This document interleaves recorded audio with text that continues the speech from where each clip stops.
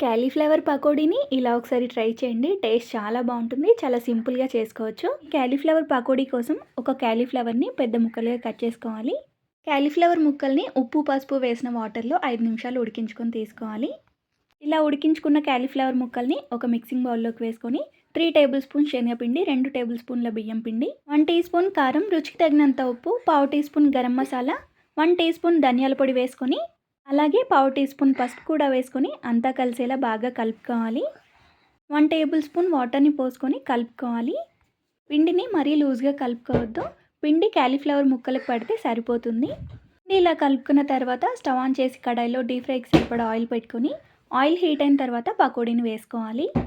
పకోడీ వేసిన వెంటనే గరిట పెట్టి కదపకుండా 2-3 నిమిషాల తర్వాత గరిటతో టర్న్ చేసుకుంటూ ఫ్రై చేసుకోవాలి. ఫ్లేమ్ని మీడియం టు హై ఫ్లేమ్లో అడ్జస్ట్ చేసుకుంటూ ఫ్రై చేసుకోవాలి. ఇవి ఇలా లైట్ గోల్డెన్ బ్రౌన్ కలర్ వచ్చిన తర్వాత తీసేయాలి. అంతేనండి, టేస్టీ క్యాలీఫ్లవర్ పకోడీ రెడీ. ఇలా పకోడీ మొత్తం చేసుకున్న తర్వాత 2 పచ్చిమిర్చిని కూడా ఫ్రై చేసుకొని తీసుకోండి. టేస్ట్ చాలా బాగుంటుంది.